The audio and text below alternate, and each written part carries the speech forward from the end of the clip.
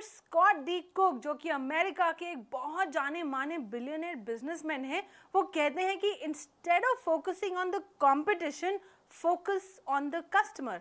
कितनी बड़ी बात और कितनी इंपॉर्टेंट बात है। अपने बिजनेस को बढ़ाने के लिए अपने कंपटीशन पे फोकस मत कीजिए, अपने कस्टमर पे फोकस कीजिए। आज की इस वीडियो में हम सीखेंगे कि कैसे कस्टमर फोकस से आप अपनी सेल्स और बेहतर कर सकते हैं और बढ़ा सकते हैं। स्वागत है आपका बड़ा बिजनेस के लर्निंग सारथी में। मैं हरसिमरन सहदेव, प्रोफेसर बड़ा बिजनेस, आज आपसे शेयर करूंगी कस्टमर प्रोफाइल के बारे में। कस्टमर प्रोफाइल को अच्छे से समझने के लिए इसको दो हिस्सों में समझते हैं। पहला, कुछ ऐसी कस्टमर डिटेल्स जो कि बहुत बेसिक डिटेल्स है कस्टमर के बारे में, जैसे कि हो गया कि कस्टमर का लोकेशन, कस्टमर का नाम। और कुछ दूसरा पार्ट में हम सीखेंगे कि कैसे कस्टमर से हम जो कुछ इन्फॉर्मेशन पूछें वो इन्फॉर्मेशन हमको सेल्स करने में कैसे मदद कर सकती है। तो मैं आपको एक छोटा सा कॉन्सेप्ट बताती हूँ, जिस कॉन्सेप्ट को हम बोलते हैं DDB।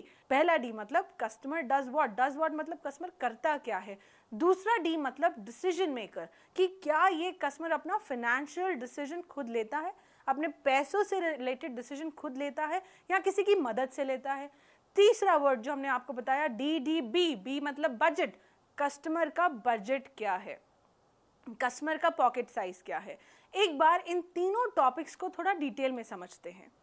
अब समझते हैं सबसे पहले D, डज व्हाट, कस्टमर करता क्या है। अब जैसे फॉर एग्जांपल, ये क्यों ज़रूरी है, हमको पूछना क्यों ज़रूरी है। ये इसलिए ज़रूरी है कि अगर आपको पता होगा कि आपका कस्टमर स्टूडेंट है, एंटरप्रेन्योर है, कोई सैलरीड प्रोफेशनल है या somebody who is looking out for a job, वो करता क्या है। जब आप उससे बात करोगे आपको पता होगा कि किस टाइप के एग्जाम्पल्स आपको देने हैं, कौन सी इंडस्ट्री से वो है, क्या आपका कंटेंट है, क्या आपका कोर्स है, कौन सी आपकी वीडियोस हैं जो उसकी प्रॉब्लम को सॉल्व करता है। इसलिए आपको ये जानना बहुत ज़रूरी है कि आपका कस्टमर करता क्या है।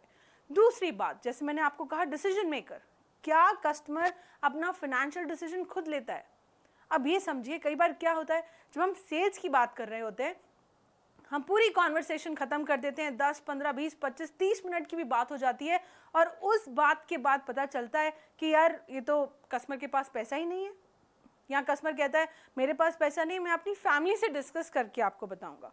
Now in this situation what happened, आपने अपनी पूरी मेहनत दी, आपने अपना पूरा इनपुट दिया, लेकिन आपका आउटकम पॉजिटिव नहीं हो पाया। क्यों नहीं हो पाया?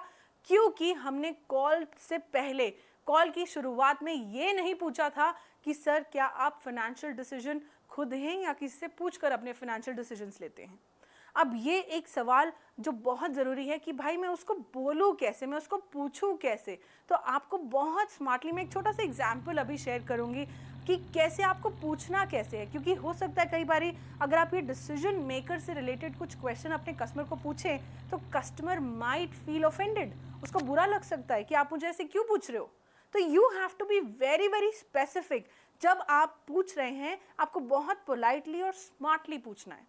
अब मैं आपको एक छोटा सा एग्जांपल देती हूँ। अगर आप किसी स्टूडेंट से बात कर रहे हैं तो जब आप स्टूडेंट से बात कर रहे हो आप उसको बहुत सॉफ्टली और पोलाइटली पूछ सकते हो, अच्छा सर आप अपने फाइनेंशियल डिसीजंस खुद लेते हैं या अपनी फैमिली के साथ मिलकर लेते हैं। अब अगर आपको स्टूडेंट ने बोला कि मैं अपनी फैमिली के साथ मिलकर लेता हूँ, तो आप पूछ सकते हैं अच्छा सर इट बी ग्रेट अगर आप उस फैमिली मेम्बर को इस कॉल पे ले आए, ताकि जो ये डिस्कशन हो रहा है वो भी he can also be a part of the discussion, वो भी इस डिस्कशन के पार्ट हो सकते हैं। अगर उनके कुछ क्वेरीज हैं, कुछ क्वेश्चंस हैं तो मैं उनको भी आंसर कर सकता हूँ। I will be more than happy, है ना। तो इसीलिए आपके लिए ये बहुत ज़रूरी है कि आप सही डिसीजन मेकर कॉल की शुरुआत में कस्टमर को पूछ लें, ठीक है। तीसरा पॉइंट, बजट, कस्टमर का पॉकेट क्या है। अब देखिए, जैसे अगर मैं यहाँ बड़ा बिजनेस का आपको एग्जांपल दूँ तो हमारे पास बहुत सारे रेंज के प्रोडक्ट्स हैं। जैसे हमारे पास PSCs है, हमारे पास EAE है, हमारे पास LTM है।